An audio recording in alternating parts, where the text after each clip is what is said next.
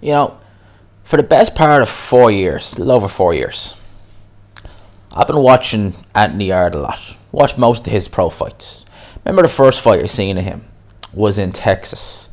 It's when he fought on Canelo Smith's undercard. Canelo Alvarez versus Liam Smith. I think that was in AT&T Stadium. And I was impressed. I was very impressed. He was fighting some journeyman, and that was the kind of how Anthony Yarde did it early on. Well, how he's pretty much done it throughout his career, where he's fought journeyman after journeyman after journeyman. And look, not particularly good journeyman, it has to be said. Pretty basic, pretty poor journeyman by even journeyman standards. But what impressed me about Yarde, it impressed me then, it still impresses me now, is when I watched him, when I saw what he was doing in there from a technical point of view, some of the movements he was making, some of the jabs, some of just the technique in his shots, his punch selection, varying up the head and body, when he was in there against these low level guys, that impressed me. Now, anyone can look good against a journeyman. That I understand. All right, you could take some barely competent amateur off the street, give him a pro license, put him in there against some journeyman, some poor journeyman, he could look like Mike Tyson in there. I understand that. But for someone of Anthony Yarde, who had, I think, 10 amateur fights at not a particularly high level, to turn into boxing and look as good as he did from a technical point of view, look as polished as he did, as he still does, that to me said something. It spoke volume. Now, in Ireland, there are not many pro shows, right? Even before 2020, I think there was 2, by my count, in 2019 in the country of Republic of Ireland, not including up north. Very few. Now, on those shows, there are a lot of Irish fighters, obviously. Now, I've been to several of them. There are a lot of Irish fighters. Some of them have had extended amateur careers. When I say amateur careers, they've fought amateur for a while, they've won Irish titles, etc., but they haven't done anything major.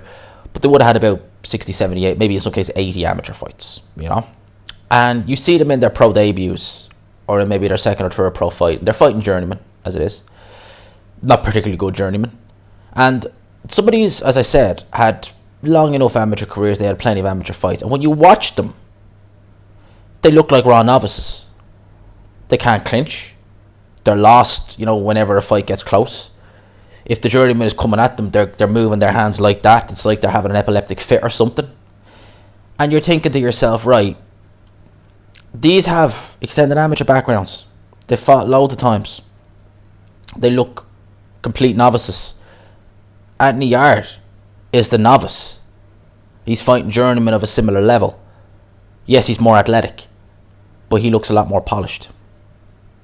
So from then I was thinking, okay, this guy could be, we'll watch this guy closely, but I think he could be a world champion. It's going to be a slow grind, right? Because you can't rush that. When someone's not had their learning on the job, they're learning the pros. You can't rush that. Now, they did feed him cream puffs for an extended period of time. You were talking the best part of 3 years, he was still fighting the same level of opposition. Literally, when you look at Anthony Yarde, when he started to just before he took the Kovalev fight, it's 3 years, maybe more actually, it was probably 5 years because he turned pro in 2015, but he's still fighting the same level, albeit the rounds are longer. He's still the same level fundamentally as what he was fighting when he started. Some of them may have better records, but they're fundamentally the same level of opposition. So I remember thinking, okay, they need to move this guy. Now, cast your minds back to when he fought Travis Rivas, right? He fought him in the Royal Albert Hall, February 2019. Originally, now I can't remember his name, I think it was Mohammedi or something, his last name was. But this was a guy who was meant to fight Anthony Yarde, who had just come off the back of going 12 rounds with Vodcek. I believe it was Vodcek, right?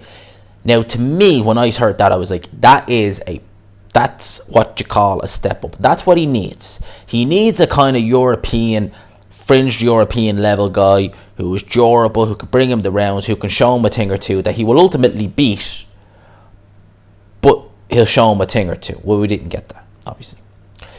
Then I really did think it was just cloud chasing when they were mentioning Kovalev's name. I really did. But of course, he went ahead and we got the Kovalev fight. Having seen Kovalev regress in his career over the past few years, I had no shame. The videos are still there. I picked Anthony Yarde to beat Kovalev. I was wrong, right? irrespective of the 8th round, I was wrong. Kovalev still had enough left to beat Anthony Yarde. It told us that Yarde had good head movement. It told us that he could hang at world level. But how far had Kovalev regressed? Has he regressed so far that would you even put him at fringe world level? Those are questions need to be answered. Canelo iced Kovalev in his next fight. It was a competitive fight though, make no mistake about that. Well, since then, Yarde had one fight in Spain this year. He fought Dex Spellman during the summer. Then he lost to Lyndon Arthurs. Alright? I've said it once, I'll say it again. The Lyndon Arthurs fight, Yarde lost that more so than Arthurs won it. No disrespect to him.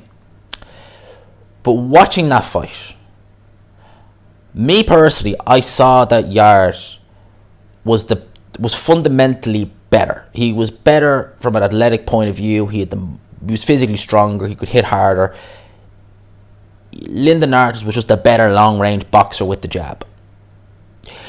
Now, Anthony Yarde, although he looked technically polished, he could not close the jab down. He couldn't close the range down until late on in the fight when Arthur slowed down and he really knew he had to go for it. And once he did, he had success. His mouthpiece wasn't even fitting in his mouth properly. He was told, or his corner man were actually told, probably by ringside, because actually it was the commentators who picked up the fact that Arthur wasn't throwing his right hand. It wasn't the corner. They were told by people at ringside. So there was a lot in that fight that Anthony Yarde could have made use of. You know, Arthur's, really being one-dimensional with the jab, not throwing his right hand, him being the physically stronger, the harder puncher, the more athletic. He really should have won that fight. He didn't. It was a close competitive fight. When I scored it originally, I scored it a draw. That's what I thought. It was a real nip and tuck kind of fight. Right? Now, a lot of people now are saying that Yarde, they don't even think he's British level. They think he's about British level. Thereabouts. He's really, he had a good showing against Kovalev, but he's really only British level. Now, me with Yarde, I still hold out a lot of hope for him. I still believe Anthony Yarde will be a world champion. Right? Now, I don't know, I've never met Anthony Yarde. I don't know him personally. I've never spoke to him. So I'm not coming, as many people will know, I don't come from a biased point of view on this channel. I never have, never will. I say it like it is. Looking at Yarde and looking at his skill set, I still maintain that there is a good enough fighter there to be a world champion. Whether it be at light heavyweight or cruiserweight, I still think there's a good enough fighter there to win a world title. But there's a lot of issues there. I think management, although Tunde Ajayi has managed him to a point where he's made some very good money, i.e. the Kovalev fight, I think that his management and matchmaking has been shocking. You can't tell me that it's reasonable to go from fighting absolute nobodies to going in there with Sergey Kovalev. That is just ridiculous. Yeah, the gamble almost paid off, but it didn't. You can't tell me that as a corner man, when someone is clearly struggling to get beyond the jab, the best advice you can give is lions in the camp. You can't tell me that when people give his team, and we know what we're talking about, constructive criticism, understand that saying, constructive criticism. There are some people who will criticize you just for the sake of it, right? I've had that happen to me in the past. People have just criticized, be like, yo, gee, not even on YouTube in general, criticized it for the sake of it. They're idiots, right? They're idiots. They're just people who just have sad lives, right? But then there are people who give constructive criticism, where it's like, right, I see what you've done. You might have done this wrong. Maybe if I were you, I would do it like this. Just my opinion, right? Those people are not haters, right? So jumping down their throats and calling them haters is not good. It's not smart. Alright? So that's what's going on in Team Yarde. How do you suppose he's going to learn basic things like how to get beyond the jab if he's not sparring? If he's not sparring taller fighters? If you're not telling him what to do in terms of get beyond this punch, close the ring down, cut the ring off like this, how is he going to learn that? How is he going to make the most of his athletic ability in his prime years? I think Yarde is 30 now. How is he going to do that in the environment he's in? Well, I don't think he is. So I've said before, I think Anthony Yarde should get out of his current environment, and I mean this in the nicest possible way. He should look at going down a different road, a different path. How do I describe it? In life, we have several paths we can go now, right? The paths will lead to a destination, but you could be going straight on one path for so long, and the road gets bumpy, right? You might still get to your destination, but it's bumpy. But there's another path over there that also leads to the road that you're going down. It's not bumpy, and it's new, it's fresh. Maybe I'll go down that road. You still get there, but it's not as bumpy. And what I mean by that is that maybe Yarde, in his current situation, in his current environment, the environment he's in with Tunde Ajayi, if he's still there, maybe it's time for him to go on to another path. Go down an Adam Boot route, a Ben Davison route. They're two trainers I think would bring the best out of Anthony Yarde, in my opinion. Right? Yarde has made videos in the past saying that things are going to be changing in 2021. It's going to be interesting to see what he decides to do next. I still hold out a lot of hope in this guy. I still think that there is a world champion in him, but I think he needs the right environment. And whilst Tunde, as a coach, has done very well for Anthony Yarde in terms of having him so polished from someone who didn't have an extended amateur background, and as I said, I've seen Irish fighters who've had 80 odd amateur fights. They look like raw novices when they turn pro. So I ain't saying that Tunde has done a bad job in that sense, but I think right now, in my opinion, I think they've reached their limit. I think that if Yarde really is serious about carrying on boxing and getting to where I believe he can get, and I'm sure where he believes he can get, I feel as though a change of setup is needed.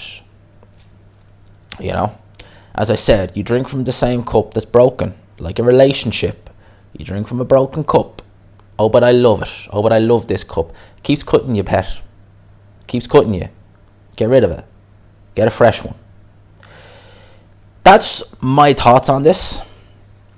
I've just felt the need to make the video because I really do. But as I said before, there are very few fighters on this channel that I've looked at and really talked in great. I've shown Anthony Yarde. I've never really had to criticize him too much on this channel because he's never really done it that really warrants much criticism. But I would if it came to it. If he said some absolutely outrageous things, I would be the first one to say that's BS what you just said. But he hasn't. He seems like a cool guy. I definitely think there's a good fighter there. There is a good fighter there.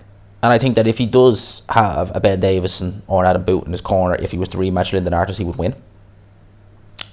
I think that we need him. He needs to step up gradually. And Lyndon Artis' loss would have done him the world of good. Seriously. Obviously, if he'd won the fight, it would have done the world of good. But the fact he went 12 rounds, able to pace himself, I think that the demons of the Kovalev fight were still there in that fight because he was taking his time in the mid rounds and he really went at it in 12th. That will help him in a sense if he knows he can go to 12 and he knows that stamina may not be an issue as long as he doesn't empty the tank unnecessarily. So those are my thoughts on this. Now, let me know yours in the comments section. I'm going to leave it here. I hope you enjoyed it. Hope you found it insightful. Do you, like me, agree that you believe Anthony Yarde can win a world title? I do. And if I'm wrong, I'm wrong. I've been wrong on this channel before. I'll probably be wrong again. I mean, it's the law of averages. But I've also been right about several things as well. If I'm wrong, I'm wrong. If I'm right, I'm right. At the end of the day, I'm not really someone who goes and says, who sings from the high hills, if I got this right or wrong. Let me know your thoughts in the comment section. Lads, like the video if you haven't. Alright? Smash the like button because it really does help the channel out. Subscribe, of course, if you're new. Share it as well if you really felt it was useful, if you want other people to see it. Lads, I'm going to leave it here. #GMansRocks as always. I'll talk to you. Peace.